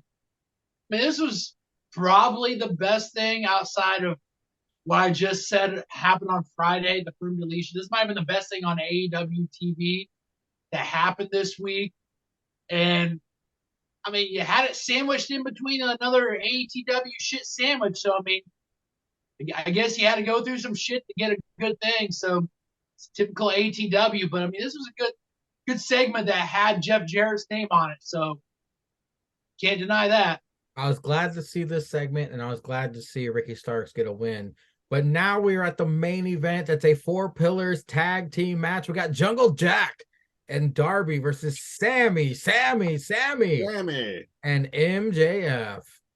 Darby gave a kid his skateboard during entrance, but it fell on the ground. MJF and Sammy's theme matched. It wasn't too bad. MJF rips sign and shoves it in fans' face on the way to the ring. Taz is championing MJF, Tony hating as per usual. MJF and Sammy being great heels, hugging each other a lot. Funny how much bigger MJF is now physically than the other 3 pillars. Sammy choking Darby with scarf. Darby starts choking MJF with scarf, and Tony screams, "Choke his ass out!" I appreciate the pillars being showcased here, especially in the main event. Jungle Jack looking great. Sammy Spanish fly to Jungle Jack off top rope. Mark that on your Dynamite bingo card. The speed of Darby is impressive. MGF reversing Darby's code red into a sit-down powerbomb. I've never seen a counter like that before. MJF is improving in the ring, thank God. What the fuck? MJF hits a hammerlock rampage like brainbuster to Jungle Jack. That was pretty damn cool. Tag dissension between MJF and Sammy. They want to be the one to get the pin. They turn on each other. Coffin drop and pin by Darby. It will be a Pillars Fatal 4-Way at Double or Nothing. MJF screams at a kid to close the show. On his way backstage, Sticks the main event's 4 Pillars tag team match. I mean, this is an okay match. I mean, like you said, it's a good thing that they had all 4 guys, all 4 of the quote unquote pillars in the main event. Like you talked about, it shows MJF does get a little bit better. I think I saw a stat somewhere that it showed since I think like the first ever Double or Nothing until like now, I think it's like MJF has wrestled like a grand total of like 55 matches. And I mean, this guy, I hear him in interviews. He talks about he isn't going to wrestle every week because he considers himself like Andre the Giant. He's a spectacle. He wants to make us that if he wrestles, it's something. It's an important match and whatnot, so forth. Man, if you don't want to wrestle, then you need to stay in AEW. Just cut your mid promos, show up and wrestle maybe once a month, if not once every other month. You'll do that because if you go in WWE, I mean, yeah, you may get paid, but they gotta make your ass fucking wrestle on TV and probably on a live event. So better start putting that cardio in. But I mean, it was an okay match. I mean, we had talked about this for last month since they said it's gonna be a fatal 4-Way at Double or Nothing. I mean, I think all 3 of us had kind of laid out how they were going to do it, and it's gone step for step on how this is going to go. And we've got 3 weeks until Double or Nothing. So what the fuck are we going to get? Is MJF going to get pissed, and then next week he cuts a fucking vicious promo on Sammy? Then we get him versus Sammy. I mean, you got so much fucking time between this match into Double or Nothing to somewhat try to keep your main event relevant, but also to try to keep these guys on your TV that is involved in action. I mean, what are we doing here? No, I mean, you forget he wrestled last week. So he's gonna pay somebody every week to take out his competitors. He's gonna pay someone like Big Cass to wrestle Sammy, Powerhouse Hobbs to wrestle Jungle Boy, and then some other thick neck cracker to wrestle Darby. And he's gonna try to take him out. They keep doing the same fucking shit, so that they all wrestle and that they're all tired. It's raw. It's wash, rinse, repeat with this. It's like get a fucking I mean, at least we can say with fucking like Mox, this guy showed up every fucking Wednesday or Friday, even if it was a non-title match, and even if as soon as he fucking walked in the building, he was bleeding. But at least he was on fucking TV. Like with MGF, he cuts a fucking promo, and then it's on. You know, I mean, Yep. Mox gets a call from Tony Skeets. Hey Tony, how's it going? You need me in the ring right now? Okay, I'll be right there. Now. Oh, hold on, man. I'm cutting my forehead, baby. I'll be there in 3 seconds. The way Sticks was describing ATW, I think Goldberg's gonna fit right in. Yep. Cesar, what did you think of the main event of this week's Dynatrash? Like Sammy so I've never liked Sammy and Max being this like, it's like they're trying to be funny and entertaining while being dicks, and it's not entertaining. It's just some bitch made shit. Them crawling back to each other when they were getting beat. Oh, I want Jungle Ball. I want Jungle Ball. You try to get in Jungle Ball. Well, I want Darby. You tag in Darby. Once the match started going, it was all right. It was good. But the beginning was ugh. Almost fast forward through this shit. I mean, I'm almost, got a book and quoted some scripture. You know, gotta keep it on par with the peoples here. But no, the match got better as it went on. Yeah, fucking the spot where Jungle Boy was running back and forth, diving outside, and then by the second time, Sammy was like, nah. But then Darby flew out of nowhere to knock him into the ropes. Yeah, Darby's on. I swear, didn't somebody powerbomb Sammy and like stack that crack like on his neck? And I was like, I think it was Jungle Boy. I think Jungle Boy had Sammy near the end and he fucking powerbombed him, but like it looked like Sammy's shoulders hit more than his back. And he was stacked kind of high because I think Tony was saying something about it. But yeah, Tony was crackering because, you know, obviously he wasn't cooning, but he was definitely crackering when they were beating up MJF. Yeah, choke his ass out. Throwing him outside the ring, you know, beating him up with the scarf and whatnot, choking everybody. You know, Darby got excited when he was getting choked. You know, he almost, you know, he's like JD, you know what I'm saying? He almost pulled out his dick and started jerking it. He's like, oh, Sting hasn't choked me in a while. Yeah. Oh yeah. Oh yeah. And he said he took a page off Isaiah Calvin. He almost put a fucking do-rag on. His crack ass out there doing some of that cracker shit. But yeah, it got up to a good match. And then of course, the heels break down, the faces win, then the faces do that shit too, where Jungle Boy had the win kind of locked in. He hit him with his donkey punch shit. He's going for the pin. Darby aims for the coffin drop. So Jungle Boy barely gets out of the way, gets the pin. And then, you know, everybody goes home. And now it's a 4-way match, which we all said 2 months ago when they had this first promo. When you had this first promo, we know this is what you're leading to, but you did everything that you were supposed to do way too early. You did 3 weeks too early. This shit should have lasted longer. They should have did this shit now. They should have started this shit now to lead into the fucking pay-per-view. This match should have been on the Wednesday before the fucking pay-per-view.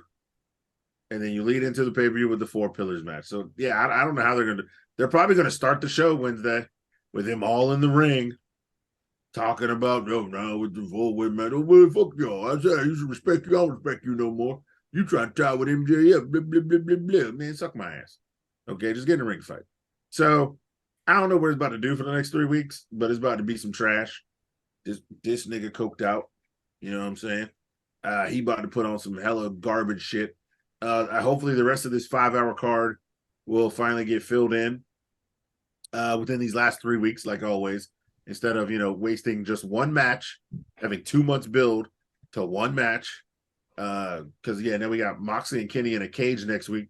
That sounds like it should be a pay-per-view match. But no, we're going to do it in Detroit. Just won't care. So, another shit show. Another shit ending. But at least this was a pretty good match. How much you want to bet? Of course, fuck shit will ensue in the steel cage match. Oh yeah, they want to end this, I'm guessing, in a blood and guts match between the Elite and the KFC at Double or Nothing.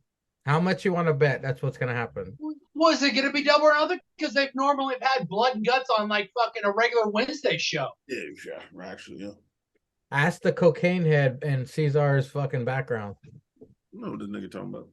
Well, ladies and gentlemen, thank you for watching. I'm very gracious that we keep getting 50 views.